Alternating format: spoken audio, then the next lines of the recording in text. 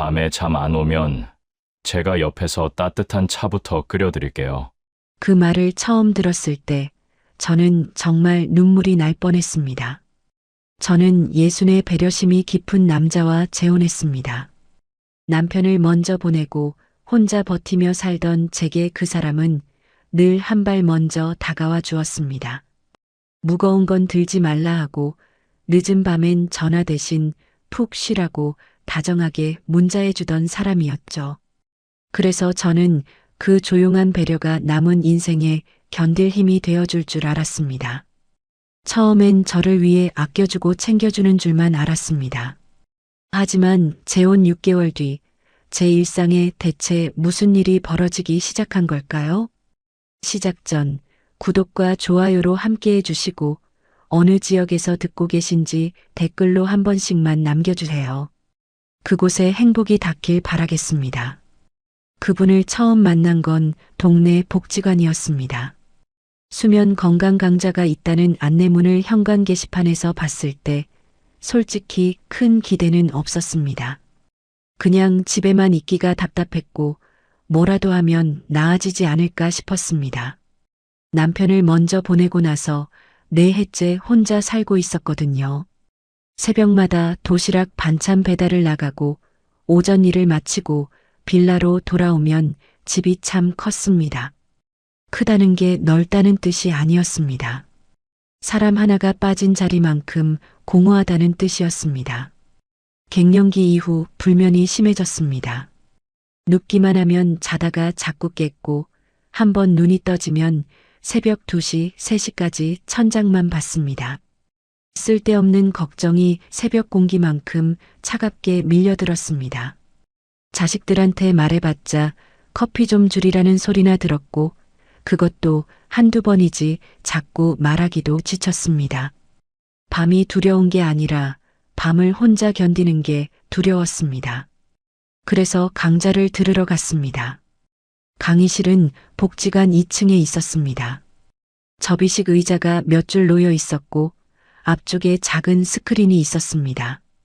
저처럼 혼자 온 분들이 대부분이었습니다.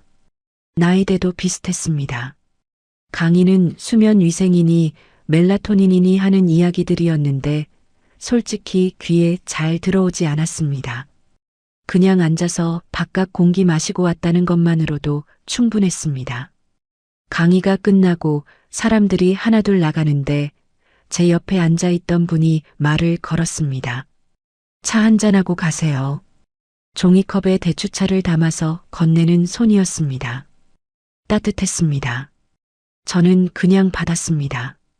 그분이 말했습니다. 잠이 안 오는 사람은 몸보다 마음이 먼저 놀라있더군요.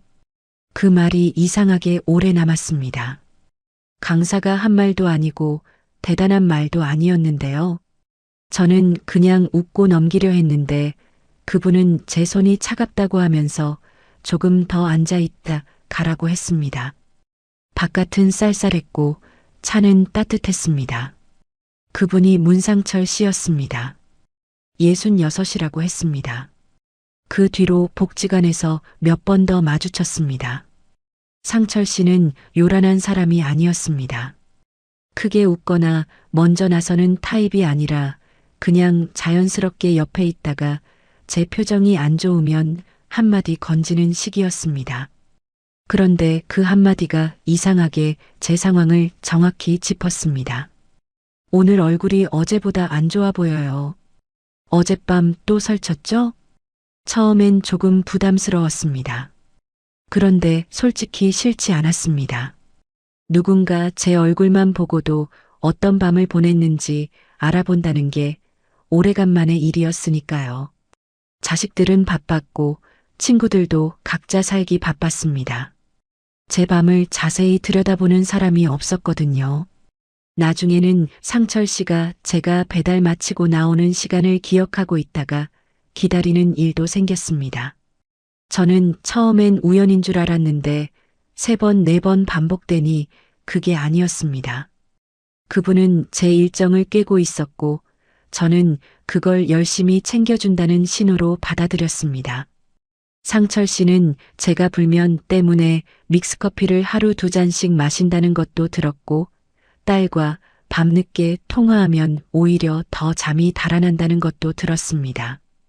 제 배달 구역이 어디인지, 아침 몇 시에 나가는지, 빌라가 오래된 건물이라 보일러가 약하다는 것도 다 알고 있었습니다.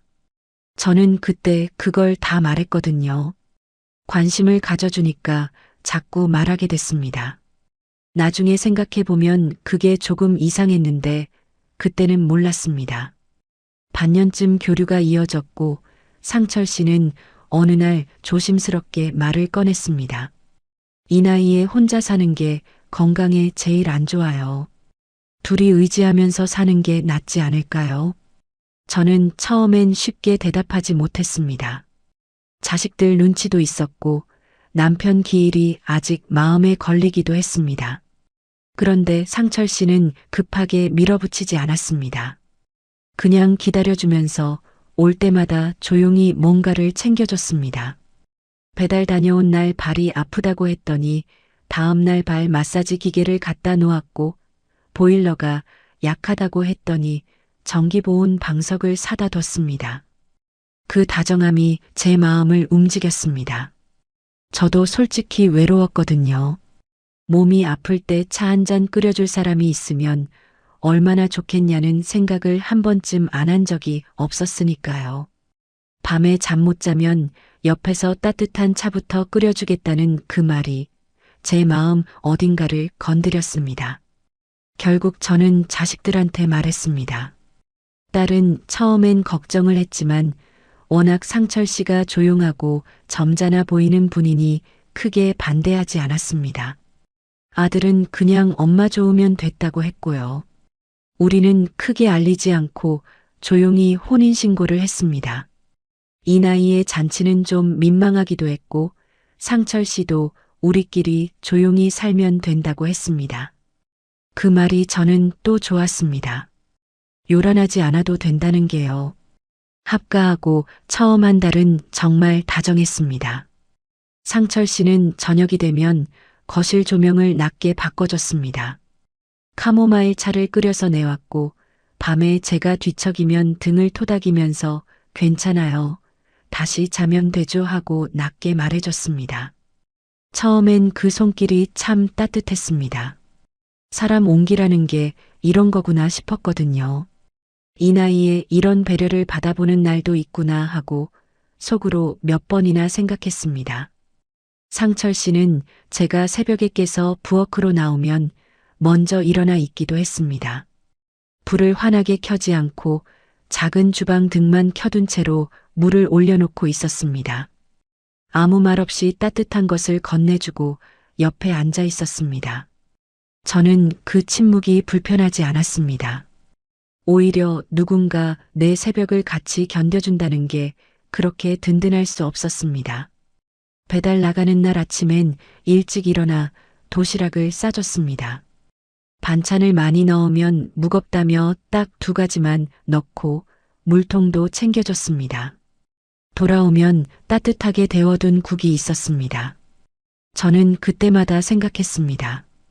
이 사람이 내 남은 인생을 함께 버텨줄 사람이구나 하고요. 그 믿음이 흔들리기 시작한 게 언제부터였는지 정확히는 말하기 어렵습니다. 갑자기 달라진 게 아니었거든요. 아주 천천히 거의 느끼지 못할 만큼 조금씩 달라졌습니다. 처음 이상함을 느낀 건 믹스커피 때문이었습니다. 어느 날 아침 서랍을 열었더니 믹스커피가 없었습니다. 제가 늘 2~3봉씩 사다 넣어두는 서랍이었는데 아무것도 없었습니다. 상철 씨한테 물었더니 그분이 말했습니다.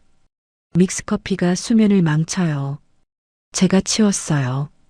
대신 루이보스 티박스를 사다 놓았다고 했습니다. 저는 처음엔 그러려니 했습니다. 건강이 안 좋다는데 굳이 싸울 일도 아니었으니까요. 그냥 앞으로 마시지 말자고 생각했습니다. 그 다음엔 저녁 8시 이후 전화를 받지 않는 게 좋다고 했습니다. 밤엔 작은 감정도 커지거든요. 전화 한 통에 뇌가 깨어나요. 말 자체는 틀리지 않았습니다. 저도 실제로 밤늦게 딸이랑 통화하면 감정이 일렁이고 잠이 더 달아나는 일이 있었으니까요. 그래서 고개를 끄덕였습니다. 그런데 그게 시작이었습니다.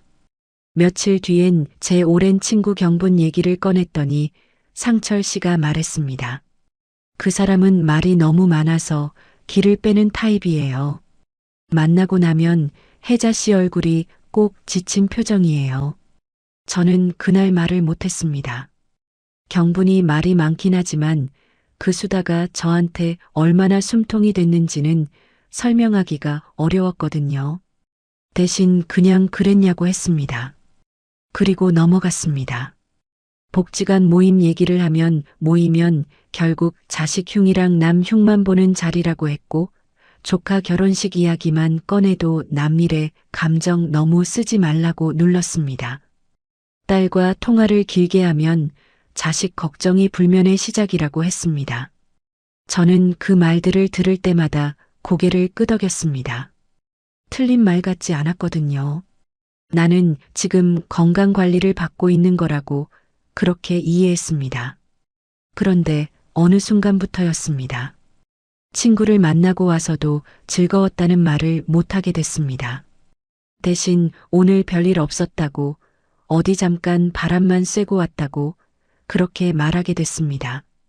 마치 제 하루를 설명하는 게 아니라 컨디션 보고서를 내는 것 같은 기분이 들기 시작했습니다. 그때 처음으로 조금 이상하다는 생각이 들었습니다. 건강을 챙긴다면서 왜 제 하루는 점점 더 작아지고 있는 걸까 싶었습니다. 말하지 않아야 할 것들이 생기고 하지 않아야 할 표정이 생기고 조심해야 할 시간들이 생겨나는 건데 그게 건강한 생활과 어떻게 같은 말인지 저는 그때 설명할 수가 없었습니다. 어느 날은 제 휴대폰 쪽으로 상철 씨 손이 갔습니다. 처음엔 그냥 옆에 앉아 있다가 화면을 슬쩍 보는 정도였는데 어느 날은 알림이 자꾸 울리면 뇌가 쉬지 못한다며 제 휴대폰을 받아 설정을 만지기 시작했습니다. 저는 잠깐 뭐 하냐고 물었는데 상철 씨가 말했습니다. 방해금지 모드 설정하는 거예요. 밤에 알림 오면 또 깨잖아요. 틀린 말은 아니었습니다. 그래서 저는 그냥 두었습니다. 그런데 그 뒤로 복지관 단체방 알림이 꺼져 있었고 예전 배달 동료들 채팅방 알림도 없어져 있었습니다. 사촌 언니네 가족방도 조용해졌습니다. 저는 처음엔 제가 뭔가 잘못 건드린 줄 알았는데 나중에 날짜를 맞춰보니 상철 씨가 제 휴대폰을 만진 날과 겹쳐 있었습니다. 그날 이후 저는 휴대폰을 충전할 때 손이 닿지 않는 쪽에 두기 시작했습니다. 뭔가를 의심한 게 아니었습니다. 그냥 그렇게 하고 싶었습니다. 그 마음이 뭘 뜻하는지 그때는 제대로 들여다보지 않았습니다. 합가한 지 2달쯤 됐을 때였습니다. 저는 거울 앞에서 립스틱을 바르고 있었습니다. 경분이랑 오랜만에 복지관 근처에서 차 한잔 하기로 한 날이었습니다. 상철 씨가 거울 너머로 저를 보더니 말했습니다. 그렇게 꾸미고 나가면 마음만 붕 뜨는 거예요. 저는 립스틱을 바르던 손을 멈췄습니다. 그리고 잠깐 그분을 봤습니다. 상철 씨는 그냥 신문을 보면서 담담하게 말했습니다. 나무라는 게 아니라 그냥 사실을 말하는 것처럼요. 저는 그냥 알겠다고 했습니다. 립스틱은 그대로 발랐습니다. 하지만 나가는 내내 마음이 무거웠습니다. 경분을 만나서 차를 마시는 동안에도 뭔가 즐기면 안 될 것 같은 느낌이 들었습니다. 웃음이 터질 뻔하다가도 괜히 움츠러들었습니다. 그리고 집에 돌아와서 저는 오늘 별일 없었다고 했습니다. 경분이랑 만났다는 말도 먼저 꺼내지 않았습니다.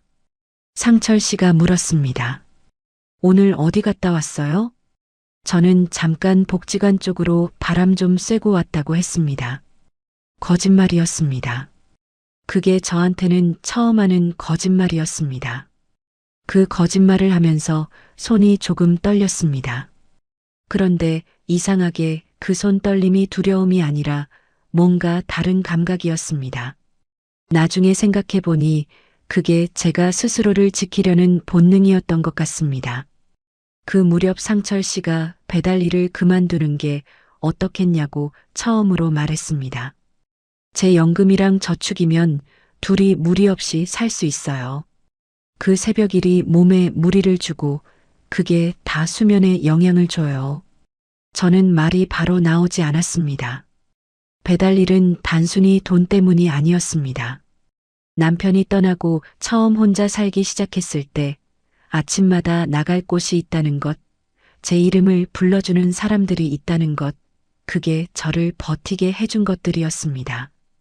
무릎이 아프고 손이 거칠어졌지만 그 일을 나가면서 저는 제가 아직 살아있다는 걸 느꼈습니다. 그걸 상철 씨한테 설명하려고 입을 열었는데 그분이 먼저 말했습니다. 당신이 그 일에서 의미를 찾는 거 알아요. 그런데 이 나이엔 그게 집착이 될 수 있어요. 집착이라는 단어가 걸렸습니다. 저는 집착한 게 아니었습니다. 그냥 살고 있었던 겁니다. 그런데 그 말을 들으니 갑자기 제 방식이 뭔가 잘못된 것처럼 느껴지기 시작했습니다. 저는 그날도 결정을 미뤘습니다. 생각해 보겠다고만 했습니다. 그리고 그날 밤 자리에 들면서 생각했습니다. 나는 지금 이 집에서 어떤 사람이 되고 있는 걸까? 말을 줄이고 웃음을 참고 친구를 만나고 와서도 숨기고 거울 앞에서 립스틱을 바르다 멈추는 사람. 그 사람이 지금 저였습니다. 건강해지고 있는 게 아니라 작아지고 있었습니다. 그 감각이 그날 밤 처음으로 또렷하게 들어왔습니다. 아직 어떻게 해야 할지는 몰랐습니다. 하지만 이 감각만큼은 지우지 말아야겠다고 생각했습니다. 그 감각은 사라지지 않았습니다. 아침에 눈을 뜨면 잠깐 잊혀지는 것 같다가도 하루 중 어느 순간 다시 올라왔습니다. 상철 씨가 뭔가를 말할 때마다, 제가 뭔가를 하려다 멈출 때마다 그 감각이 조용히 등 뒤에서 저를 건드렸습니다. 그런데 저는 그걸 붙잡지 않았습니다. 붙잡으면 인정해야 하고 인정하면 뭔가를 결정해야 하는데 그 결정이 두려웠습니다. 늦은 나이에 다시 살아보겠다고 들어온 결혼이었으니까요. 그래서 저는 그 감각을 붙잡는 대신 덮었습니다. 오늘 하루도 별일 없었다. 상철 씨가 걱정해서 그러는 거다. 나는 원래 예민한 편이다. 그런 말들로 덮었습니다. 그리고 다음날 아침 배달을 나갔습니다. 그 무렵부터 상철 씨의 방식이 조금 더 촘촘해졌습니다. 처음에는 제 생활 습관 몇 가지를 고쳐주려는 것처럼 보였는데 그게 어느새 제 하루 전체를 감싸기 시작했습니다. 커피를 치우고 전화 시간을 정하고 외출을 눈치 보게 만드는 것들이 하나씩 쌓였습니다. 각각은 작았습니다. 그런데 하나씩 쌓이다 보니 어느 날 보면 제 하루가 전부 달라져 있었습니다. 아침에 배달 나가기 전에 상철 씨는 꼭 한마디를 했습니다. 오늘 컨디션이 어때요? 처음엔 그냥 걱정하는 말처럼 들렸습니다. 그런데 그 질문이 매일 반복되면서 저는 배달 나가기 전에 먼저 제 컨디션을 보고해야 하는 사람이 됐습니다. 좋다고 하면 그냥 나갔지만 조금 피곤하다거나 어젯밤 설쳤다고 하면 오늘은 쉬는 게 낫겠다는 말이 따라왔습니다. 처음엔 그 말을 듣고 나가기도 했는데 자꾸 반복되다 보니 어느새 제 입에서 먼저 괜찮다는 말이 나오기 시작했습니다.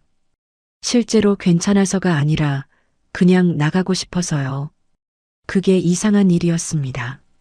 내 몸 상태를 말하는데 눈치를 봐야 하는 상황이 된 거니까요. 경분한테서 문자가 왔습니다.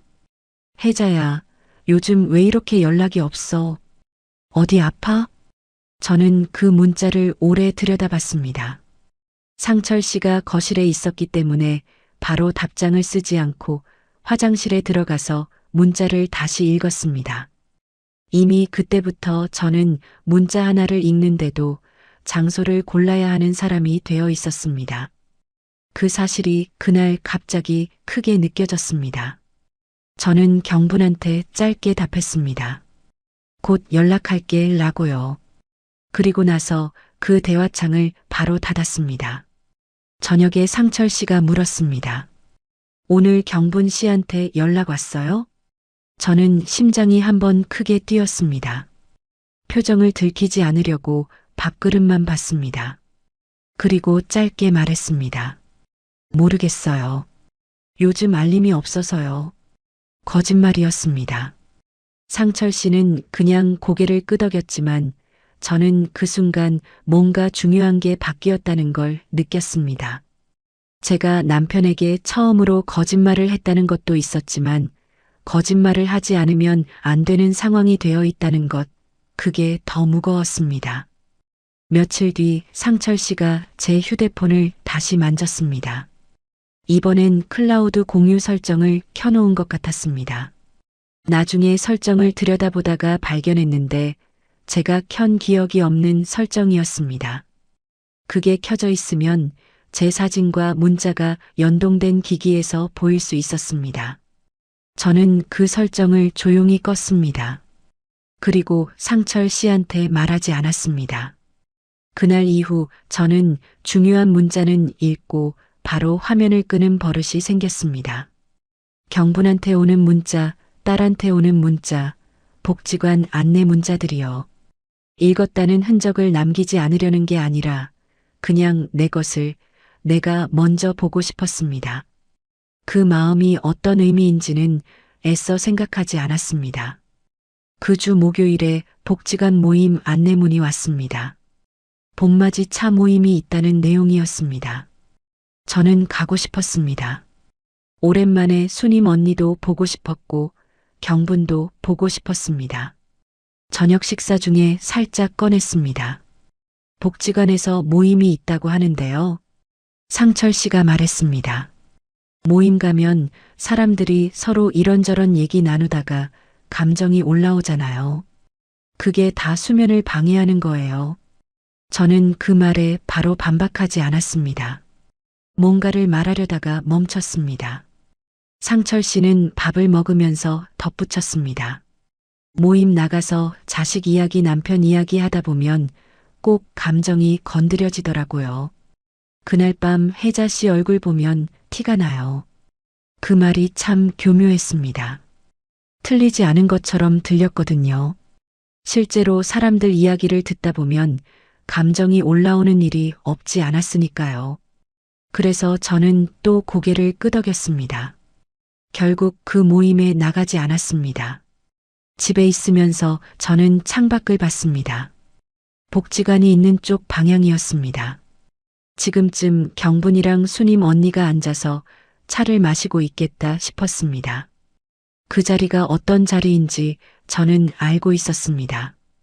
별 이야기나 하고 별 이유 없이 웃는 자리요. 그게 수면을 방해하는 감정 소모가 아니라 그냥 사람이 사람이기 위해 필요한 것이라는 걸 저는 알고 있었습니다. 그런데 그날은 그 말을 꺼내지 못했습니다. 그 다음 주였습니다. 딸이 저녁에 영상통화를 걸어왔습니다. 손주가 재롱을 부렸다며 화면을 이리저리 돌렸습니다. 저는 웃음이 났습니다. 방 안에 혼자 있었는데도 목소리를 낮췄습니다. 큰 소리로 웃으면 상철 씨가 한마디 할 것 같았거든요. 딸이 물었습니다. 엄마, 왜 이렇게 조용하게 말해? 어디 아파? 저는 아니라고 했습니다. 그냥 목이 좀 잠겼다고 했습니다. 통화를 끊고 나서 저는 한참을 그 자리에 앉아 있었습니다. 딸한테조차 목소리를 낮추고 있었다는 게 그때 처음으로 제 눈에 보였습니다. 얼마 뒤 거실로 나갔더니 상철 씨가 말했습니다. 딸이랑 통화했죠? 제가 네 했더니 그분이 말을 이었습니다. 자식 통화는 낮에 짧게 하는 게 좋아요. 밤에 감정이 열리면 잠들기 어렵거든요. 저는 아무 말도 하지 않았습니다. 딸과 통화하는 것도 이제 시간과 길이를 관리받아야 하는 일이 된 거였습니다. 내 자식과 내가 언제 얼마나 이야기를 나눌지 그게 허락받아야 하는 일이 되어버린 거였습니다. 그 생각이 드는 순간 목이 뻐근해졌습니다. 울고 싶었는데 울지 않았습니다. 울면 또 오늘 밤 잠 못 잘 거라는 말을 들을 것 같았으니까요. 그 생각을 하다가 저는 잠깐 멈췄습니다. 울고 싶은데 울지 말아야 한다는 생각을 하는 게 지금 이 집에서는 자연스러운 일이 되어 있었습니다. 언제부터 그렇게 됐는지를 생각해 보니 어느 특정한 날이 아니라 조금씩 그렇게 된 거였습니다. 작은 것들이 하나씩 바뀌면서 어느 날 보니 제 하루 전체가 달라져 있는 시기였습니다. 상철 씨는 그 무렵부터 제 표정과 말투까지 건드리기 시작했습니다. 제가 밝은 목소리로 전화를 받으면 흥분하지 말라고 했습니다. 거울 앞에서 립스틱을 바르면 그렇게 꾸미고 나가면 마음만 붕 뜬다고 했습니다. 한 번은 경분과 통화하다가 웃음이 터진 적이 있었는데 그때 상철 씨가 거실 문턱에 서서 말했습니다. 그렇게 들뜨면 오늘 밤 또 잠 못 자요. 걱정하는 말투였지만 이상하게 그날 그 말이 무섭게 들렸습니다. 웃지 말라는 뜻처럼 들렸거든요. 또 어느 날은 제가 웃다가 목소리가 커졌더니 이런 말을 했습니다. 이 나이에 그렇게 하이톤으로 웃는 건 보기 불편해요. 저는 그 말을 듣는 순간 웃음이 그 자리에서 멈췄습니다.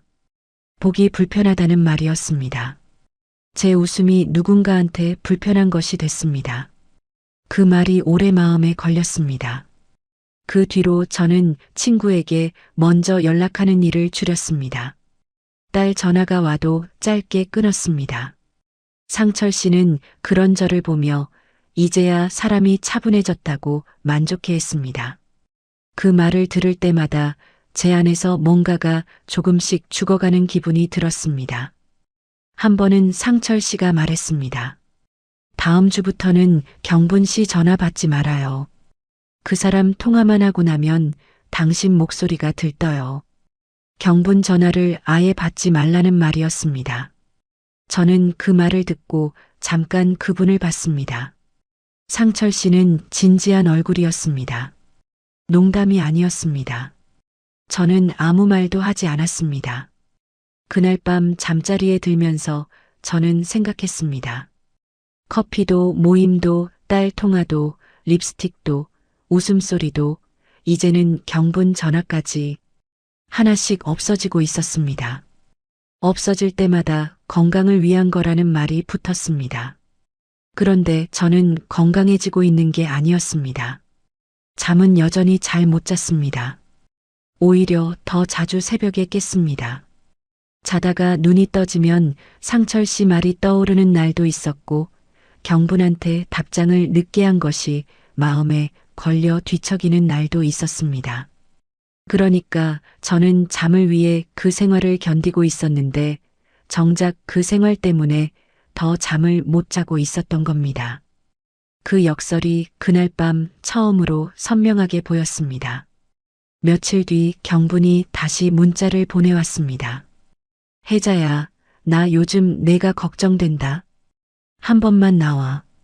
저는 그 문자를 화장실에서 읽었습니다. 그리고 오래 들여다봤습니다. 경분의 문자는 늘 직선이었습니다. 돌리지 않고 꾸미지 않고 걱정되면 걱정된다고 바로 말하는 사람이었습니다. 그게 상철 씨가 기를 빼는 타입이라고 했던 바로 그 경분의 성격이었습니다. 저는 생각했습니다.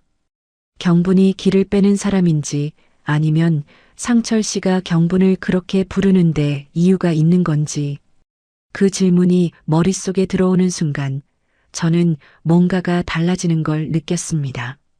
그 전까지는 상철 씨 말을 의심하지 않았거든요. 그런데 그 문자를 읽으면서 처음으로 상철 씨의 말을 의심했습니다. 경분은 저한테 기를 빼는 사람이 아니었습니다.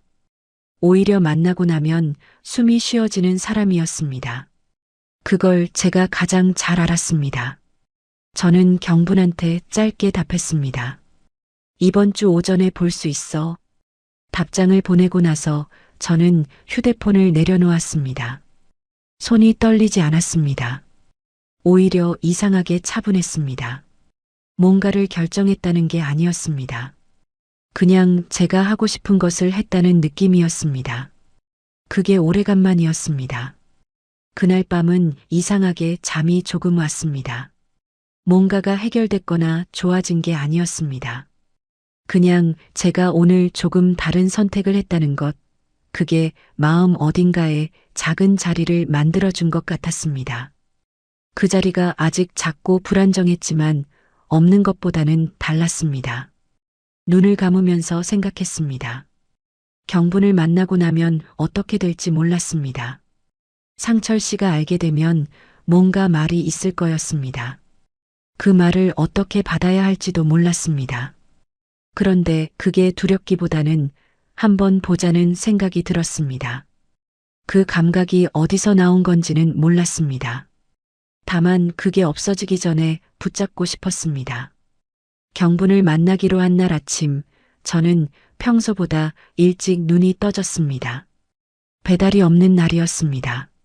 상철 씨는 아직 자고 있었습니다. 저는 조용히 일어나 부엌에서 물을 한 잔 마셨습니다. 창밖이 아직 어스름했습니다. 그 이른 시간에 혼자 서 있는데 이상하게 마음이 가벼웠습니다. 오늘 경분을 만난다는 것만으로 그랬습니다. 그런데 그 가벼움이 오래가지 않았습니다. 상철 씨가 생각보다 일찍 일어났습니다. 부엌으로 들어오면서 말했습니다. 오늘 어디 가요? 저는 잠깐 머뭇거렸습니다. 그리고 말했습니다. 복지관 쪽으로 바람 좀 쐬려고요. 상철 씨가 저를 봤습니다. 경분 씨 만나는 거예요? 저는 그 눈빛을 마주치면서 잠깐 숨을 골랐습니다. 그리고 말했습니다. 잠깐 볼 것 같아요. 상철 씨가 말했습니다. 오래 있지 말아요. 그 사람이랑 있으면 꼭 감정이 올라온다고 했잖아요. 저는 알겠다고 했습니다. 그리고 가방을 들었습니다. 현관을 나서면서 등 뒤로 상철 씨 시선이 느껴졌습니다. 계단을 내려오는 내내 그 시선이 따라오는 것 같았습니다. 그런데 발걸음은 멈추지 않았습니다. 그날 아침 제가 제일 잘한 일이 그거였습니다. 경부는 복지관 근처 카페 앞에서 기다리고 있었습니다. 저를 보자마자 팔을 벌렸습니다. 저는 그 안으로 들어갔습니다. 한동안 그냥 서 있었습니다. 경분이 등을 토닥이면서 말했습니다. 많이 기다렸잖아, 이 사람아. 저는 웃으려고 했는데 목이 잠겼습니다. 울 것 같아서 빨리 떼어냈습니다. 나 안 울어. 경분이 웃었습니다. 울어도 돼. 우리는 카페 안으로 들어가 자리를 잡았습니다. 경분이 이것저것 시키면서 말했습니다. 요즘 물가가 말이 아니라는 이야기, 복지관 모임에 새로운 분이 있는데 말이 좀 많다는 이야기, 수님 언니 무릎이 요즘 안 좋다는 이야기. 저는 그 이야기들을 들으면서 웃었습니다. 처음엔 작게, 나중엔 조금 더 크게요. 누군가 제 말을 끊지 않고 끝까지 들어주는 자리가 이렇게 그리웠다는 걸 그날 처음 알았습니다. 경분이 커피를 한 모금 마시고 조심스럽게 말했습니다. 혜자야, 너 요즘 전화하면 숨 참고 말하는 사람 같아. 예전엔 웃을 때 눈부터 접히던 애가 요즘은 웃어도 뭔가 조심하는 것 같고. 저는 그 말에 커피잔을 내려놓았습니다. 경분이 말을 이었습니다. 내가 틀렸으면 좋겠는데 그 양반 좀 이상한 거 아니야? 저는 바로 대답하지 않았습니다. 뭐라고 해야 할지 몰랐습니다. 이상하다고 하자니 그게 너무 크게 들릴 것 같았고 괜찮다고 하자니 그게 거짓말 같았습니다. 한참 있다가 말했습니다. 나도 요즘 좀 이상하다는 생각은 해. 경분이 기다렸습니다. 저는 말을 이었습니다. 배려인 줄 알았는데 어느새 내 하루가 전부 허락받아야 하는 일이 됐거든. 커피 한 잔도, 전화 한 통도, 웃는 것도. 그 말을 소리내어 하고 나니까 손이 떨렸습니다. 마음속으로 계속 생각해온 말인데 막상 입 밖으로 나오니까 더 크게 느껴졌습니다. 경분이 말했습니다. 그거 배려가 아니야. 배려는 편해지는 거야. 내가 작아지면 그건 배려가 아니야. 그날 모임이 시작된 지 20분쯤 됐을 때였습니다. 저는 경분 이야기에 웃고 있었습니다. 오랜만에 제대로 웃는 것 같았습니다. 눈이 접히는 웃음이었습니다. 경분이 그 웃음을 보면서 이제 좀 살아있는 얼굴이네 하고 말하던 참이었습니다. 그때였습니다. 카페 앞으로 상철 씨가 걸어왔습니다. 저는 그분을 보는 순간 웃음이 그 자리에서 멈췄습니다. 경분도 말을 멈췄습니다. 상철 씨는 천천히 걸어와서 우리 테이블 옆에 섰습니다. 주변 테이블 사람들이 슬쩍 봤습니다. 상철 씨는 소리를 높이지 않았습니다. 오히려 더 낮고 또렷한 목소리로 말했습니다. 그런데 그 목소리가 주변에 다 들리는 크기였습니다. 이 나이에 그렇게 들떠서 웃고 다니면 밤에 또 잠 못 자요. 카페 앞이 조용해졌습니다. 경부는 입을 다물었습니다. 옆 테이블 분들이 저를 봤습니다. 저는 손에 쥔 종이컵만 내려다봤습니다. 상철 씨가 잠깐 사이를 두고 덧붙였습니다. 당신 건강 망가지는 걸 내가 옆에서 다 감당하는데 이렇게까지 말 안 들을 줄은 몰랐네요. 그 말이 끝나고 나서 아무도 말을 하지 않았습니다. 겉으로 보면 그건 아내를 걱정하는 남편이었습니다. 건강 때문에 걱정되어 따라온 남편이요. 하지만 저는 그 순간 몸이 먼저 알았습니다. 이건 걱정이 아니었습니다. 남들 앞에서 하는 길들이기였습니다.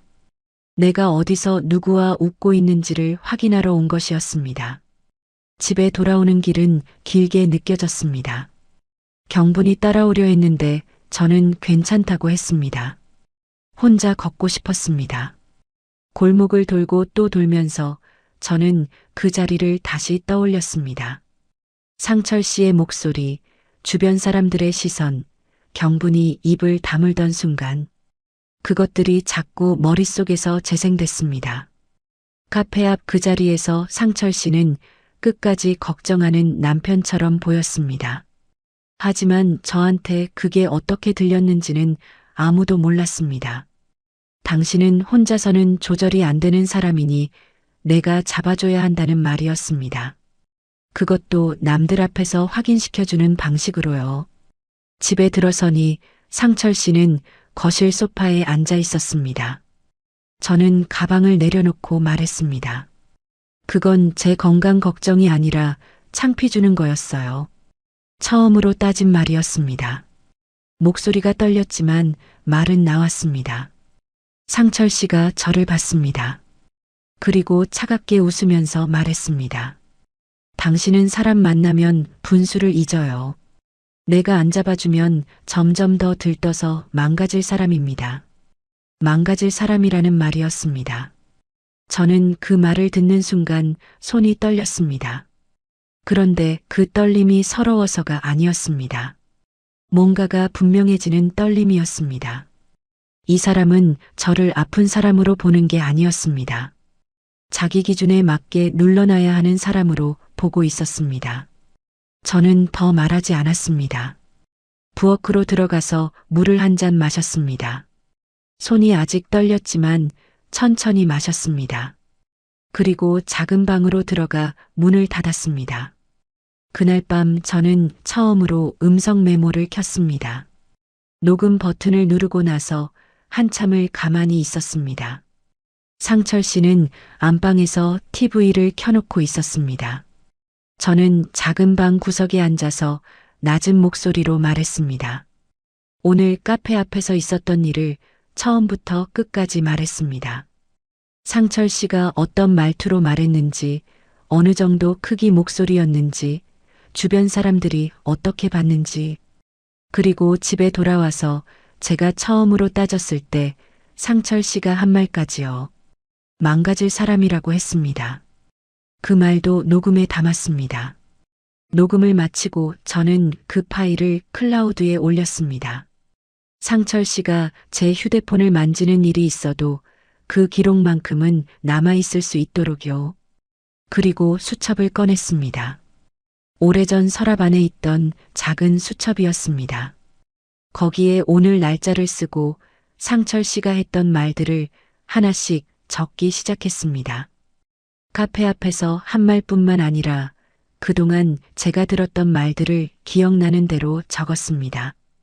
커피를 치운 날, 전화 시간을 정한 날, 경분을 길을 빼는 사람이라고 한 날, 복지관 모임 안내문을 버린 날, 딸 통화를 짧게 하라고 한 날, 하나씩 쓰다 보니 종이 한 장이 금방 찼습니다. 쓰면서 이상한 걸 느꼈습니다. 각각의 말들은 따로 보면 걱정처럼 들렸습니다. 그런데 한 장에 모아놓고 보니 전부 같은 방향이었습니다. 제 사람들을 끊고 제 감정을 누르고 제 일을 빼앗고 제 하루를 축소하는 방향으로만 가고 있었습니다. 건강을 위한 배려라면 제가 뭔가 더 좋아져야 하는데 저는 뭔가 더 없어지고 있었습니다. 수첩을 덮고 나서 저는 한참을 그냥 앉아 있었습니다. 음성 메모 파일이 저장된 것을 다시 한번 확인했습니다. 수첩은 서랍 안 깊숙이 넣었습니다. 휴대폰 문자함을 열어서 그동안 경분이 보내왔던 걱정 문자들, 딸이 보내온 문자들을 따로 캡처해서 저장했습니다. 부재중 통화 기록도 확인했습니다. 경분한테서 온 것들이 여러 개였습니다. 저는 그것들을 하나씩 캡처했습니다. 무엇을 하려는 건지 그때 제게 물었다면 대답하지 못했을 겁니다. 이혼을 결심한 것도 아니었고 집을 나가려 한 것도 아니었습니다. 그냥 제가 이상하다고 느낀 감각만큼은 나중에라도 스스로 부정하지 않으려고요. 기억이 흐려지면 제 감각도 흐려질 것 같았습니다. 그래서 남겨두고 싶었습니다. 다음 날 아침 상철 씨는 아무 일도 없었던 것처럼 밥을 차렸습니다. 된장국이었습니다. 저는 앉아서 밥을 먹었습니다. 상철 씨가 말했습니다. 어젯밤엔 잘 잤어요? 저는 잘 잤다고 했습니다. 사실은 거의 못 잤는데도 그렇게 말했습니다. 상철 씨가 젓가락을 내려놓으며 말했습니다. 어제 그 자리에 갔다 온 거 탓하는 게 아니에요. 그냥 당신이 걱정돼서 그런 거예요. 저는 고개를 끄덕였습니다.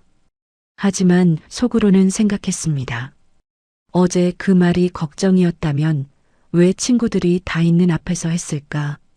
왜 저를 따로 부르거나 문자를 먼저 보내지 않고 직접 걸어와서 그 자리를 멈추게 했을까? 그 질문에 이미 대답은 나와 있었습니다. 그냥 인정하는 게 무서웠을 뿐이었습니다. 저는 밥을 다 먹고 설거지를 했습니다. 물소리 때문에 상철 씨 목소리가 잘 들리지 않았습니다. 그 물소리가 그날 아침은 고마웠습니다. 아무 말도 하지 않아도 되는 이유가 됐으니까요. 며칠 뒤 저는 복지관 근처를 지나다가 상담실 앞에서 발걸음이 멈췄습니다. 수면 강좌를 진행했던 상담사 선생님이 계시던 곳이었습니다. 문에 상담 일정표가 붙어 있었습니다. 저는 잠깐 서 있다가 안으로 들어갔습니다. 선생님, 시간 되시면 잠깐 여쭤봐도 될까요?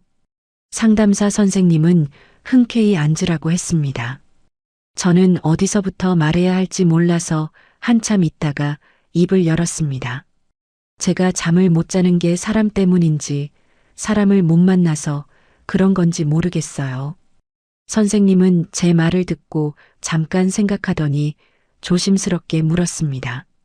지금 함께 사시는 분 곁에서 편해지고 계신가요? 아니면 작아지고 계신가요? 그 한마디가 제 가슴 안으로 들어왔습니다. 편해진다, 작아진다. 저는 바로 대답하지 못했습니다. 하지만 대답을 못한다는 것 자체가 이미 대답이었습니다. 편해지고 있었다면 그 질문에 바로 고개를 끄덕일 수 있었을 테니까요. 저는 선생님 앞에서 처음으로 눈물이 났습니다. 소리내어 운 건 아니었습니다. 그냥 눈이 뜨거워지면서 눈물이 조금 흘렀습니다. 선생님은 아무 말도 하지 않고 휴지를 내밀었습니다. 상담실을 나오면서 저는 예전 빌라 쪽으로 걸었습니다. 계약이 조금 남아 있어서 방 하나는 아직 비어 있었습니다. 저는 그 빌라 앞에 서서 한참을 봤습니다. 올라가진 않았습니다. 그냥 거기 서 있었습니다. 낡은 건물이었습니다. 외벽 페인트도 군데군데 떠 있었고 입구 유리문도 예전부터 잘 안 닫혔습니다. 그런데 그 건물을 보는데 이상하게 마음이 얹혔습니다. 저한테 설명하지 않아도 되는 공간이 아직 세상에 존재한다는 것, 그게 그날따라 크게 느껴졌습니다. 저는 한참 서 있다가 그냥 돌아왔습니다. 하지만 빌라 열쇠가 어디 있는지 그날 머릿속으로 한번 찾아봤습니다. 서랍 안작은 파우치에 있을 거였습니다. 아직 쓸 일이 없기를 바랐습니다. 그래도 확인해 두고 싶었습니다. 그 마음이 무엇을 뜻하는지 저는 그때 이미 조금은 알고 있었습니다. 제가 달라졌다는 걸 상철 씨도 느꼈던 것 같습니다. 말로 표현하기는 어렵지만 사람이라는 게 묘해서 같이 사는 사람의 공기가 조금만 달라져도 느끼게 되어 있거든요. 저는 겉으로는 여전히 조용했습니다. 대들지도 않았고 따지지도 않았습니다. 밥도 같이 먹었고 저녁에 차도 같이 마셨습니다. 그런데 상철 씨는 그 무렵부터 뭔가를 더 자주 확인하기 시작했습니다. 제가 외출하고 돌아오면 어디 갔냐고 더 꼼꼼하게 물었습니다. 전에는 배달 다녀왔다고 하면 그냥 넘어갔는데 그 무렵부터는 몇 시에 나갔고 몇 시에 끝났는지 오늘 구역이 어디였는지까지 물었습니다. 저는 짧게 대답했습니다. 거짓말은 하지 않으면서 더 이상 자세히 말하지도 않았습니다. 상철 씨는 그 짧은 대답을 불편해했습니다. 어느 저녁 제가 설거지를 하고 있는데 상철 씨가 등 뒤에서 말했습니다. 요즘 왜 이렇게 말이 없어요? 저는 수도를 잠그고 돌아봤습니다. 피곤해서요. 상철 씨가 말했습니다. 피곤한 게 아니라 뭔가 딴 생각을 하고 있는 거 아니에요? 저는 그분을 잠깐 봤습니다. 그리고 말했습니다. 그냥 피곤한 거예요.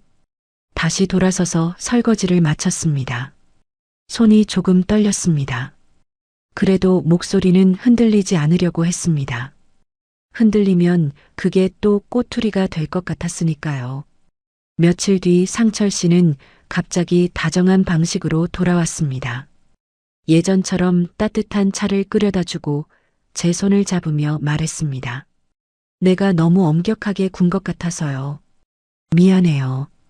저는 그 말을 듣는 순간 몸이 긴장했습니다. 기쁘지 않았습니다. 왜 그 말이 기쁘지 않은지는 그 자리에서 바로 알았습니다. 진심이 아니라는 게 느껴졌기 때문입니다. 저를 다시 부드럽게 묶어두려는 것이라는 게 이미 그 패턴을 여러 번 봐왔기 때문에 알 수 있었습니다. 상철 씨는 그날 저녁 고기를 구웠습니다. 제가 좋아하는 반찬도 따로 차렸습니다. 식사 내내 살가운 말을 건넸습니다. 혜자 씨, 이번 주말에 어디 바람 쐬러 나갈까요? 꽃구경이라도. 저는 그냥 웃었습니다. 좋다 나쁘다 말하지 않고 그냥 웃었습니다. 상철 씨는 제 웃음을 긍정으로 받아들인 것 같았습니다. 그날 밤은 아무 말도 없이 끝났습니다. 그런데 그 다음 날이었습니다. 다정함은 하루를 넘기지 못했습니다. 아침에 제가 경분한테 먼저 문자를 보냈습니다. 짧은 문자였습니다. 잘 지내냐고, 곧 한번 보자고요. 상철 씨가 외출한 틈이었습니다. 그런데 낮에 상철 씨가 돌아와서 거실 소파에 앉더니 말했습니다. 오늘 경분 씨한테 문자 보냈죠? 저는 그 말에 손이 멈췄습니다. 제가 직접 말한 적이 없었습니다. 상철 씨가 어떻게 알았는지 잠깐 머릿속이 하얘졌습니다. 혹시 제 휴대폰을 봤나 싶었습니다. 아니면 다시 설정을 만진 건지. 저는 짧게 말했습니다. 보냈어요. 상철 씨가 말했습니다. 내가 그 사람은 당신한테 안 좋은 영향을 준다고 했잖아요. 저는 고개를 들었습니다. 오랜 친구예요. 상철 씨가 목소리를 조금 높였습니다. 오래됐다고 다 좋은 사람이 아니에요. 그 사람 만나고 오면 당신이 꼭 뭔가 들뜨고 그날 밤은 꼭 잠을 설쳐요. 그 패턴을 내가 몇 번이나 봤는데 본인만 모르는 거예요. 저는 그 말에 바로 반박하지 않았습니다. 속으로는 그게 사실이 아니라는 걸 알았습니다. 경분을 만나고 온 날은 오히려 숨이 쉬어지는 날이었으니까요. 하지만 그 자리에서 말싸움을 하는 게 목적이 아니었습니다. 저는 그냥 말했습니다. 알겠어요. 상철 씨는 제 대답이 순순해서 조금 당황한 것 같았습니다. 더 말을 이을 거리를 잃은 것 같은 얼굴이었습니다. 저는 부엌으로 들어갔습니다. 그날 저녁 저는 그 대화 내용을 수첩에 적었습니다. 경분한테 문자를 보냈다는 걸 어떻게 알았는지도 적었습니다. 그리고 휴대폰 설정을 살펴봤습니다. 클라우드 공유 설정이 다시 켜져 있었습니다. 제가 껐던 것이었는데 다시 켜져 있었습니다. 저는 그 설정을 조용히 껐습니다. 이번엔 상철 씨한테 말하지 않았습니다. 며칠이 지나고 상철 씨가 배달 일을 그만두는 이야기를 다시 꺼냈습니다. 이번엔 전보다 구체적이었습니다. 제 통장에서 매달 생활비를 넉넉하게 드릴게요. 혜자 씨가 쓸 돈은 제가 다 챙길 테니까 그 힘든 일 그만하고 집에서 건강 좀 챙기세요. 저는 그 말을 들으면서 속이 서늘해졌습니다. 배달 일을 그만두면 저는 매달 상철 씨한테 생활비를 받아야 했습니다. 그러면 제가 어디에 쓰고 누구를 만나고 어디에 가는지가 다 상철 씨 손을 거쳐야 했습니다. 경제적으로도 엮이게 되는 거였습니다. 그게 어떤 의미인지는 설명하지 않아도 알 수 있었습니다. 저는 짧게 말했습니다. 좀 더 생각해 볼게요. 상철 씨가 말했습니다. 뭘 더 생각해요? 내가 챙겨준다는데 뭐가 걱정이에요? 저는 그분을 똑바로 봤습니다. 그냥 제가 결정하고 싶어서요. 상철 씨는 잠깐 저를 봤습니다. 그리고 낮은 목소리로 말했습니다. 당신은 아직도 내가 챙겨준다는 말의 의미를 몰라요. 저는 그 말을 듣고 아무 말도 하지 않았습니다. 부엌으로 들어가지도 않았습니다. 그냥 그 자리에 앉아 있었습니다. 상철 씨가 더 말을 하다가 결국 안방으로 들어갔습니다. 혼자 남은 거실에서 저는 생각했습니다. 챙겨준다는 말이 왜 이렇게 무겁게 들릴까? 챙겨준다는 말이 따뜻하게 들리지 않고 묶어둔다는 말처럼 들리는 건 왜일까? 그 질문에 이미 대답은 나와 있었습니다. 그날 밤 상철 씨가 잠든 것 같았고 저는 작은 방에서 수첩을 다시 펼쳤습니다. 적어둔 말들을 처음부터 다시 읽었습니다. 하나하나 읽다 보니 어느 지점에서 손이 멈췄습니다. 이게 전부 저 혼자 예민하게 받아들인 게 아니었습니다. 날짜별로 보니 패턴이 더 뚜렷하게 보였습니다.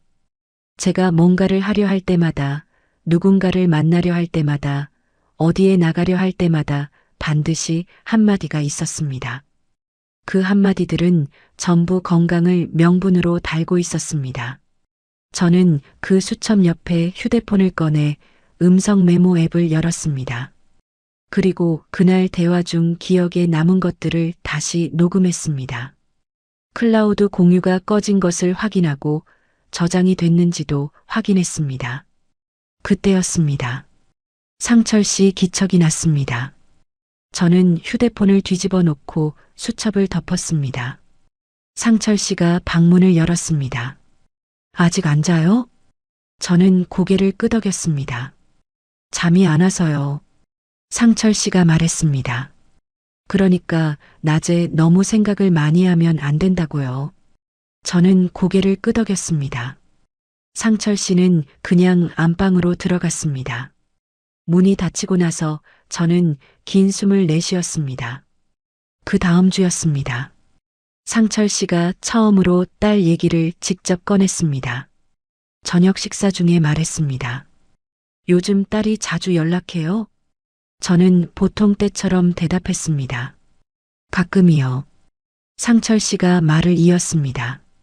딸이 자꾸 연락하면 혜자 씨가 집에 집중을 못해요. 자식들이야 자기 살기 바쁜데 그쪽에 감정 너무 쓰면 결국 당신만 소모돼요. 저는 그 말을 들으면서 밥숟가락을 내려놓았습니다. 딸 얘기가 이런 식으로 나온 건 처음이었습니다. 전에는 통화 시간이나 통화 빈도를 건드렸지 딸과의 관계 자체를 이런 말로 정리한 적은 없었거든요. 저는 조용히 물었습니다. 딸한테 연락받는 것도 안 된다는 거예요? 상철 씨가 말했습니다. 안 된다는 게 아니라 적당히 해야 한다는 거죠. 지금 우리 둘이 같이 사는 건데 자식한테 신경이 너무 쏠리면 우리 사이가 멀어져요. 저는 그 말을 듣는 순간 뭔가가 끊어지는 느낌이 들었습니다.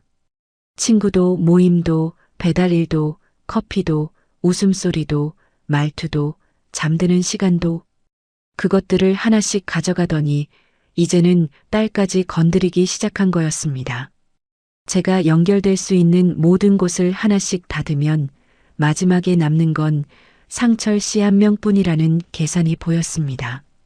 저는 그날 처음으로 두려움이 아닌 다른 감정을 느꼈습니다. 분노가 아니었습니다. 분노는 뜨거운 거잖아요. 그게 아니라 차갑고 단단한 무언가였습니다. 이건 끝내야 한다는 그 감각이었습니다. 그날 밤 저는 서랍을 열었습니다. 작은 파우치 안을 손으로 더듬었습니다. 예전 빌라 열쇠가 있었습니다. 작은 고리에 걸린 낡은 열쇠였습니다. 저는 그 열쇠를 꺼내 손바닥 위에 올려놓고 한참을 봤습니다. 차갑고 작은 금속 조각이었습니다. 그런데 그게 그날 밤은 꽤 든든하게 느껴졌습니다.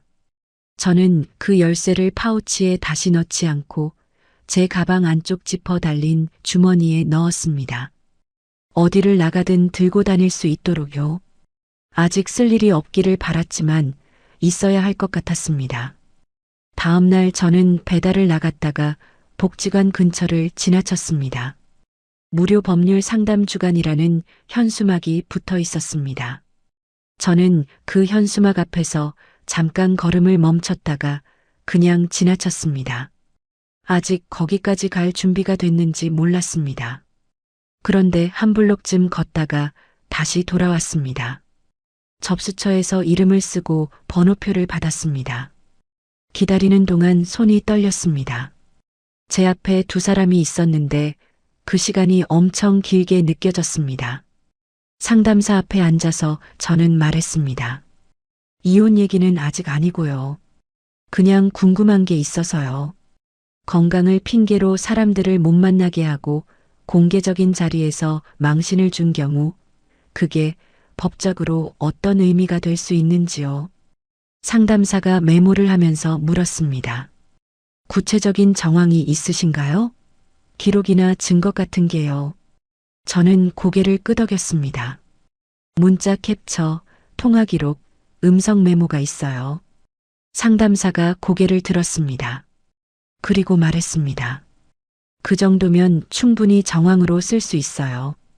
지속적인 인간관계 차단과 공개적인 모욕은 혼인 파탄의 사유로 정리가 됩니다.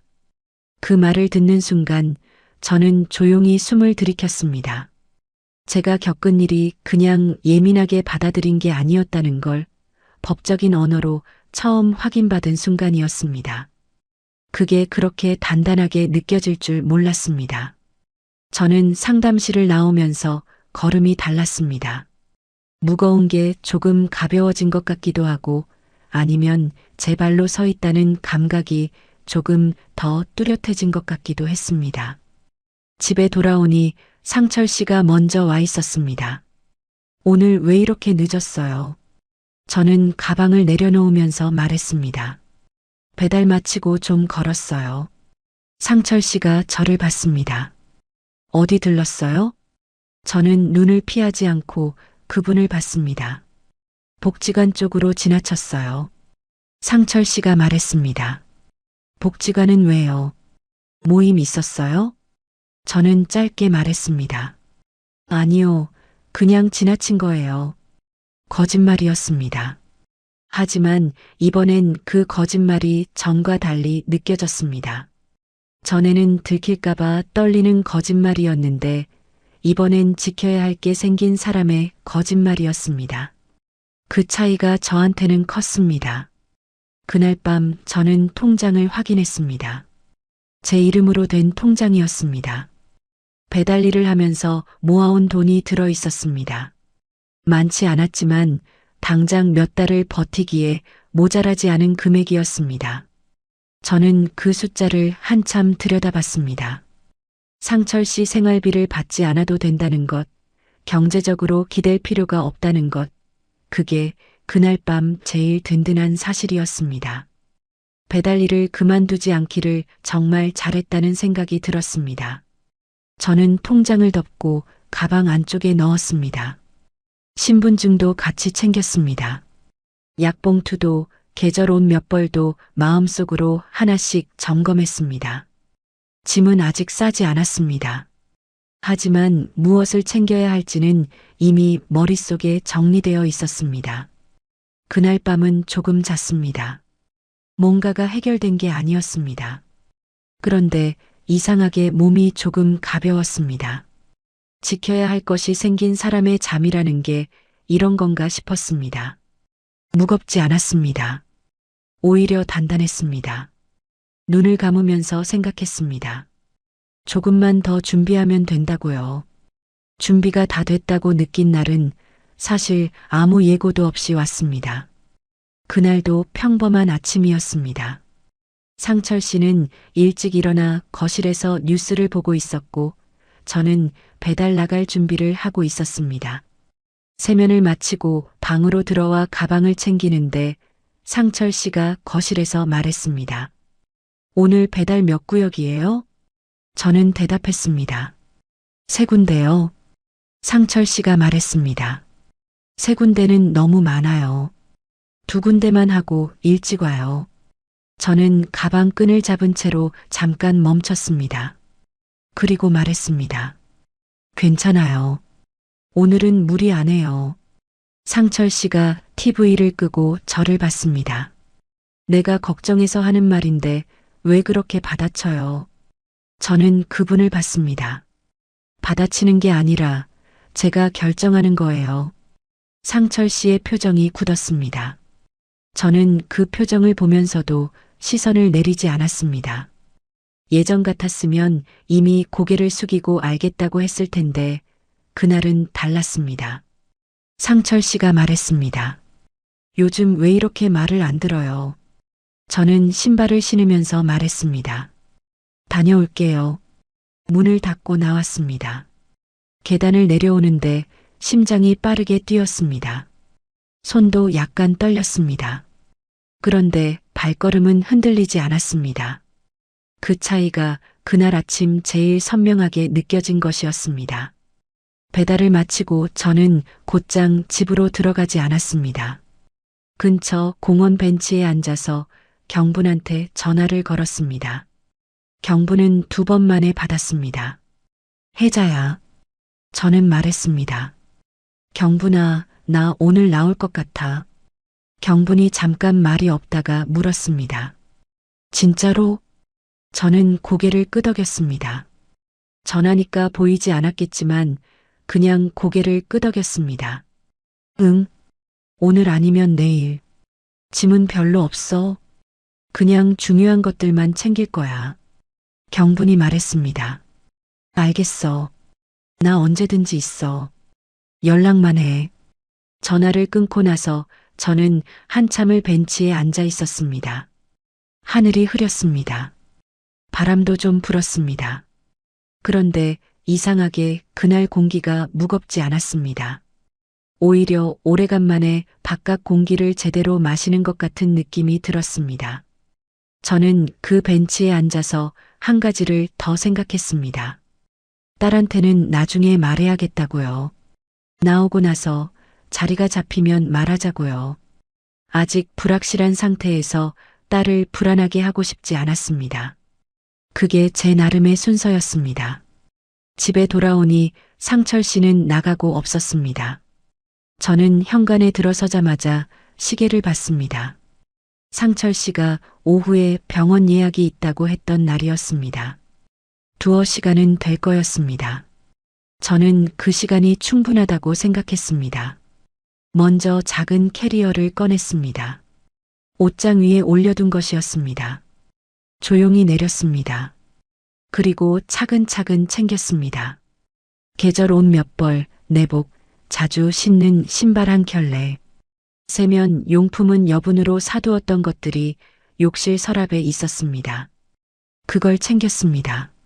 상철 씨와 함께 쓰던 것들은 하나도 가져가지 않았습니다. 제 것만 챙겼습니다. 통장은 이미 가방에 넣어둔 지 며칠이 됐습니다. 신분증도요. 약봉투, 안경 케이스, 충전기 하나씩 집어넣었습니다. 수첩도 챙겼습니다. 적어둔 날짜들과 말들이 가득 찬 그 수첩이요. 그리고 휴대폰에 저장해둔 음성 메모 파일들을 다시 한번 확인했습니다. 클라우드에도 올라가 있는 것을 확인했습니다. 문자 캡처들도 따로 저장 폴더에 정리되어 있었습니다. 캐리어를 닫으면서 저는 방안을 한번 둘러봤습니다. 가져갈 게 더 있을까 하고 봤는데 생각보다 많지 않았습니다. 그 집에서 제 것이라고 할 수 있는 게 많지 않았습니다. 처음부터 그랬는지 아니면 살면서 그렇게 됐는지 잘 몰랐습니다. 그냥 그 방 안에서 제가 오래 사용한 것들이 많지 않다는 걸 그때 알았습니다. 캐리어를 들고 현관을 나서면서 저는 뒤를 돌아봤습니다. 한 번만 봤습니다. 그리고 문을 닫았습니다. 계단을 내려오면서 다리가 조금 후들거렸습니다. 그런데 이번에도 발걸음은 멈추지 않았습니다. 1층 현관을 나와 바깥 공기를 마셨을 때 저는 그냥 걸었습니다. 버스 정류장 쪽으로요. 예전 빌라까지는 버스로 2정거장이었습니다. 버스를 기다리는 동안 저는 캐리어 손잡이를 꽉 쥐고 있었습니다. 버스가 왔습니다. 올라탔습니다. 창밖으로 익숙한 골목들이 지나갔습니다. 배달을 다니면서 수도 없이 지나쳤던 길들이었습니다. 그 길들이 그날은 다르게 보였습니다. 제가 가고 있는 방향이 달라졌기 때문이었습니다. 빌라 앞에 도착했을 때 저는 열쇠를 꺼냈습니다. 가방 안쪽 지퍼 주머니에 넣어둔 것이었습니다. 손으로 꺼내 문에 꽂았습니다. 오래된 자물쇠라 한 번에 잘 안 열렸습니다. 2번 돌리니까 열렸습니다. 문을 열고 들어서자마자 낡은 장판 냄새가 났습니다. 오래 환기를 못 시켜서 공기가 좀 탁했습니다. 싱크대에 먼지도 앉아 있었습니다. 그런데 저는 그 낡고 조금 퀴퀴한 공기를 마시면서 숨이 쉬어졌습니다. 아무한테도 설명하지 않아도 되는 공간이었습니다. 몇 시에 잠드는지, 누구랑 통화했는지, 왜 웃었는지 보고하지 않아도 되는 곳이었습니다. 저는 캐리어를 방 한쪽에 세워두고 바닥에 앉았습니다. 한참을 그냥 앉아 있었습니다. 울 것 같았는데 울지 않았습니다. 서럽기보다는 어떤 감각이 돌아오는 느낌이었습니다. 손발이 제 것인 것 같은 느낌이요. 오래간만의 감각이었습니다. 얼마 지나지 않아 상철 씨한테서 전화가 오기 시작했습니다. 첫 번째 전화는 받지 않았습니다. 2번째도요. 3번째 전화가 왔을 때 저는 화면을 보면서 잠깐 생각하다가 받지 않았습니다. 그리고 문자가 왔습니다. 지금 어디 있어요? 저는 답장하지 않았습니다. 그 다음 문자가 왔습니다. 걱정돼서 그래요. 연락해요. 저는 그 문자도 읽기만 했습니다. 그 다음엔 이런 문자가 왔습니다. 당신 건강 생각해서 그런 건데 왜 이렇게 예민하게 받아들이냐? 당신 불면 다시 심해질 거다. 나 아니면 누가 그렇게 챙겨주냐? 저는 그 문자를 캡처했습니다.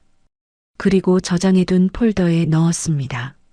문자는 그 뒤로도 몇 개 더 왔습니다. 처음엔 걱정하는 척하다가 나중엔 이런 말도 왔습니다. 집을 나간 게 맞다면 당신이 잘못한 거다. 내가 뭘 그렇게 잘못했는지 말해봐. 저는 그 문자도 캡처했습니다. 그리고 경분한테 전화했습니다. 경분아, 나 나왔어. 경분이 말했습니다. 잘했어. 진짜 잘했다, 혜자야. 그 말에 저는 처음으로 눈물이 났습니다. 소리는 내지 않았지만 눈물이 흘렀습니다. 경분은 아무 말도 하지 않고 전화를 끊지 않았습니다. 한참을 그냥 같이 있어줬습니다. 그 침묵이 고마웠습니다. 위로한다는 말보다 그냥 옆에 있어준다는 게 그때 저한테 필요한 거였습니다. 다음 날 아침이 됐습니다. 저는 오래간만에 혼자 아침을 맞았습니다. 누가 몇 시에 일어나라고 한 것도 아니었고 오늘 컨디션이 어떠냐고 묻는 사람도 없었습니다. 그냥 눈이 떠져서 일어났습니다. 부엌에 나가 물을 올렸습니다. 싱크대에 먼지를 닦았습니다. 냉장고를 열었더니 텅 비어 있었습니다. 저는 웃음이 났습니다. 빈 냉장고가 그날은 무섭지 않았습니다. 오늘 채우면 된다는 생각이 먼저 들었습니다. 그리고 딸한테 전화를 했습니다. 목소리를 낮추지 않았습니다. 방문을 닫고 작게 말하지 않았습니다. 그냥 부엌에 서서 평소 목소리로 전화를 걸었습니다. 딸이 받았습니다. 엄마, 저는 말했습니다. 나 집에 나왔어. 예전 빌라에 있어. 딸이 잠깐 말이 없다가 물었습니다. 엄마, 괜찮아? 저는 고개를 끄덕였습니다. 응, 이제 괜찮아. 딸이 금방 오겠다고 했습니다. 저는 천천히 와도 된다고 했습니다. 그리고 딸이 오기 전에 할 말이 있다고 했습니다. 그동안 제가 모아둔 것들을 먼저 보내줄 테니까 봐달라고요. 문자 캡처들, 통화 기록, 음성 메모 파일들을 딸한테 보냈습니다. 경분한테도 같이 보냈습니다. 혹시라도 나중에 말이 바뀌는 일이 생기면 처음부터 알고 있던 사람들이 있어야 한다고 생각했습니다. 딸이 파일들을 확인하고 전화를 다시 했습니다. 엄마, 이게 다 사실이야? 저는 말했습니다. 응, 다 있었던 일이야. 딸이 한동안 말이 없었습니다. 그리고 조용히 말했습니다. 엄마, 진작 말해줬어야지. 저는 그 말에 웃음이 났습니다. 울면서 웃는 이상한 표정이었을 겁니다. 알아. 근데 이제 말했잖아. 그날 오후 상철 씨한테서 또 전화가 왔습니다. 이번엔 받았습니다. 상철 씨가 말했습니다. 어디 있어요? 지금 당장 돌아와요. 저는 말했습니다. 돌아가지 않을 거예요. 상철 씨의 목소리가 높아졌습니다. 이게 무슨 짓이에요? 내가 얼마나 챙겼는데 이렇게 나가버려요? 저는 조용히 말했습니다. 챙긴 게 아니라 통제한 거였어요. 저는 그 두 가지가 다르다는 걸 이제 알아요. 상철 씨가 말했습니다. 그깟 친구 몇 명 때문에 가정을 깨겠다는 거예요? 저는 말했습니다. 친구 때문이 아니에요. 저 때문이에요. 상철 씨가 말했습니다. 이 나이에 이혼이 쉬운 줄 알아요? 나가면 당신 혼자 어떻게 살려고요? 저는 잠깐 숨을 고르고 말했습니다. 혼자 살아봤어요. 할 수 있어요. 전화를 끊었습니다. 손이 떨렸습니다. 그런데 목소리는 끝까지 흔들리지 않았습니다. 그게 그날 제가 스스로한테 제일 고마웠던 것이었습니다. 며칠 뒤 저는 법률 상담을 다시 받았습니다. 이번엔 이혼 절차에 대해 구체적으로 물었습니다. 상담사가 제가 가져간 자료들을 꼼꼼히 봤습니다. 음성 메모, 문자 캡처, 통화 기록, 그리고 카페 앞 상황을 목격한 경분의 진술 가능 여부까지요. 상담사가 말했습니다. 지속적인 인간관계 차단, 일상 통제, 공개적인 모욕 정황이 충분히 기록돼 있어요. 협의 이혼도 가능하지만 상대방이 쉽게 동의하지 않을 가능성이 높으니까 조정 절차를 거치는 방향이 나을 것 같아요. 저는 고개를 끄덕이면서 물었습니다. 흐지부지 끝나는 건 원하지 않아요. 분명하게 책임이 남는 방향으로 하고 싶어요. 상담사가 말했습니다. 그렇게 하시면 됩니다. 자료가 있으니까요. 그 말이 단단하게 들렸습니다.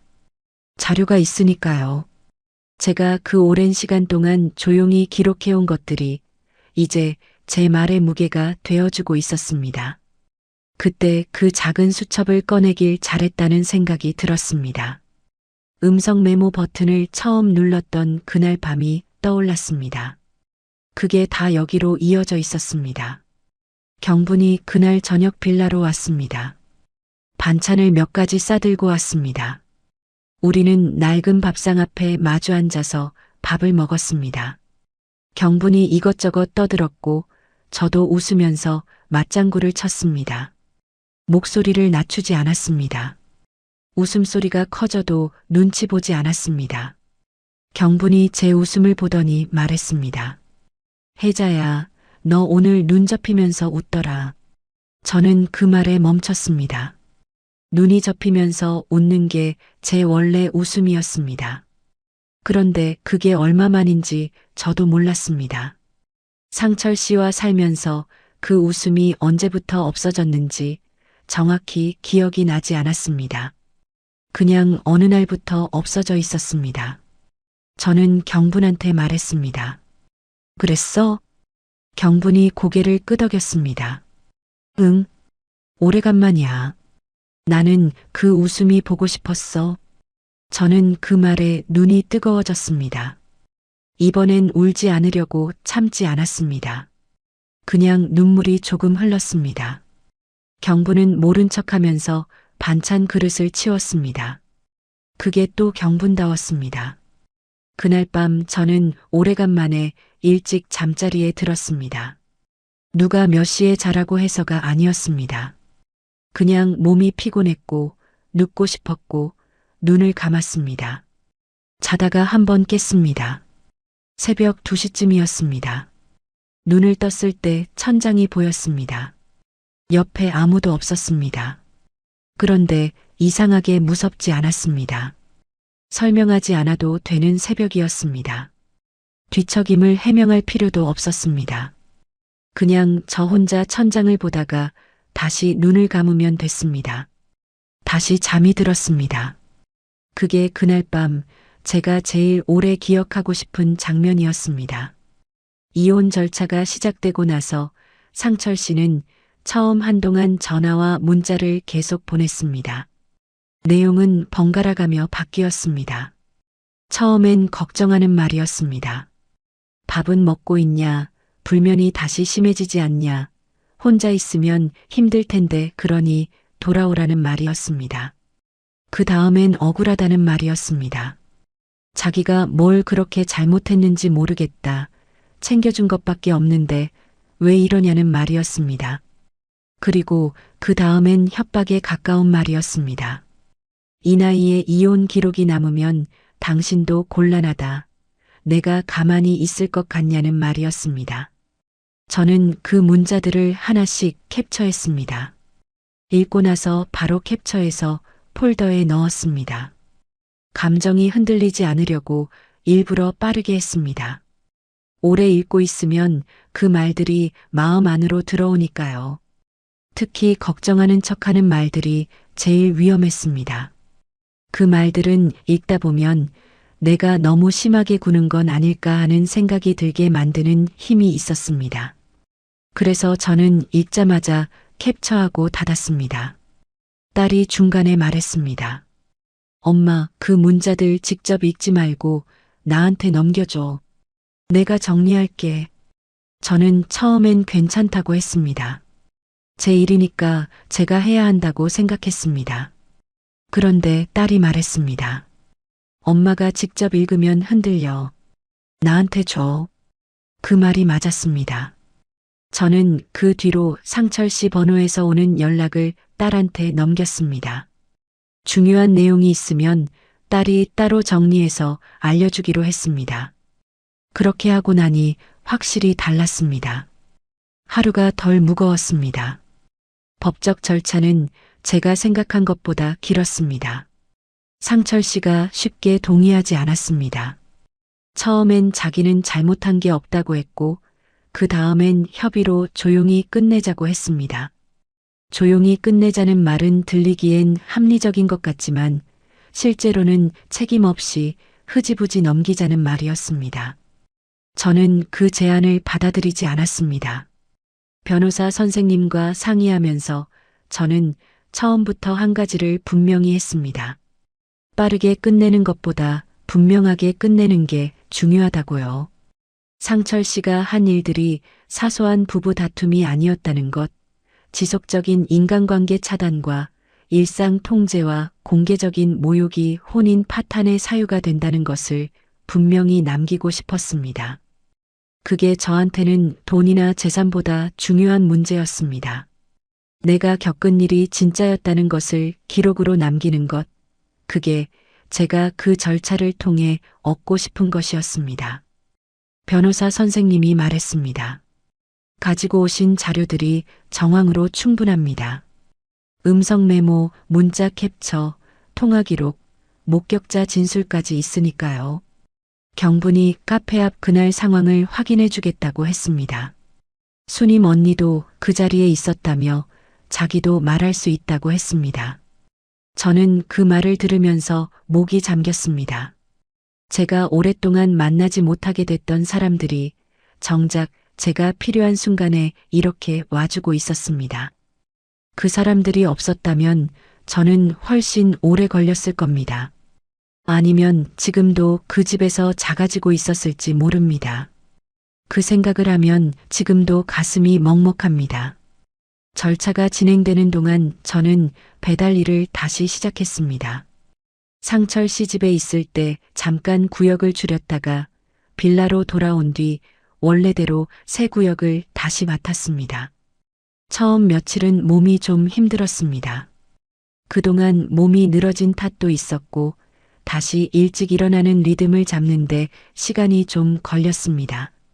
그런데 힘든 것과 괜찮은 것은 다른 문제였습니다. 몸은 힘들었지만 기분은 괜찮았습니다. 새벽에 나가면 배달 동료들이 있었습니다.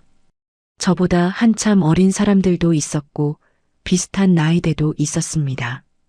한동안 뜸했다고 하니까 어디 아팠냐고 물었습니다. 저는 잠깐 집안일이 있었다고만 했습니다. 그걸로 충분했습니다. 더 설명하지 않아도 됐고 아무도 더 묻지 않았습니다. 그 간단함이 편했습니다. 오전 배달을 마치고 돌아올 때 땀이 나면 그게 좋았습니다. 내 몸으로 뭔가를 했다는 느낌이 들었습니다. 상철 씨 곁에 있을 때는 제 몸이 작고 약하고 아픈 것으로만 정의됐는데 일을 나가면 이 몸이 충분히 움직이고 있다는 게 느껴졌습니다. 그게 이상하게 자존감 같은 것을 돌려주었습니다. 아프고 관리받아야 하는 몸이 아니라 제 발로 서서 움직이는 몸이었습니다. 복지관 모임에도 다시 나갔습니다.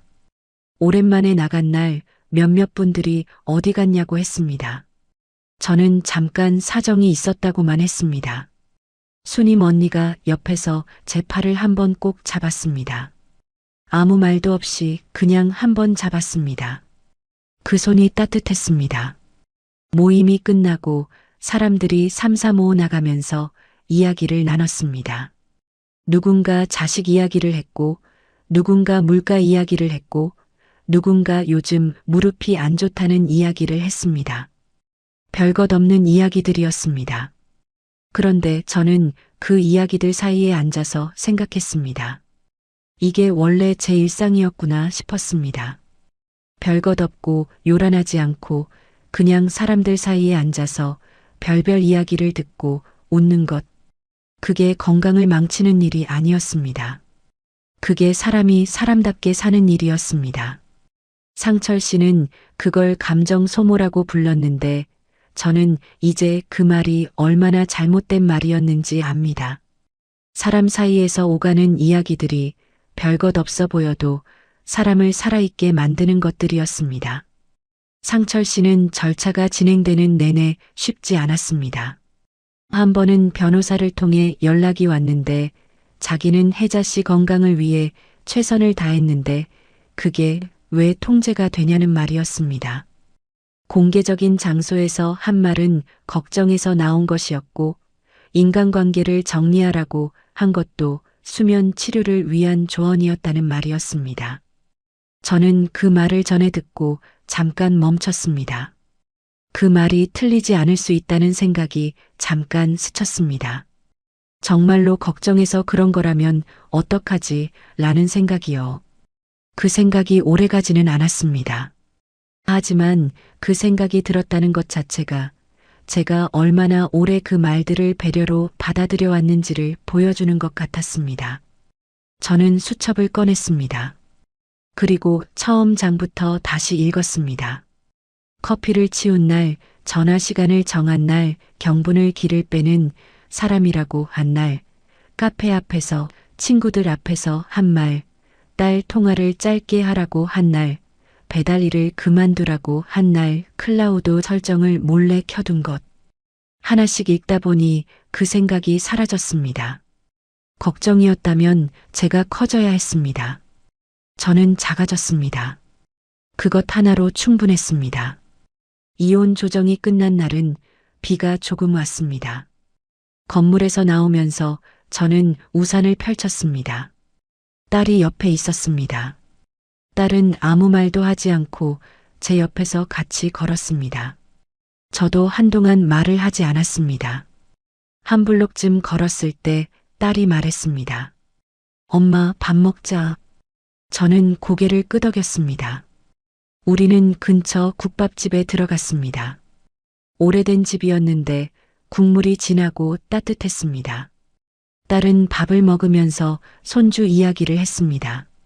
요즘 걸음마를 시작했다고 자꾸 넘어지면서도 또 일어나서 걷는다고 했습니다. 저는 그 이야기를 들으면서 웃었습니다. 눈이 접히면서 웃었습니다. 딸이 그 웃음을 보더니 말했습니다. 엄마, 그 얼굴이 엄마 얼굴이야. 저는 그 말에 잠깐 손을 멈췄습니다. 그리고 다시 밥을 먹었습니다. 국물이 짜지 않았습니다.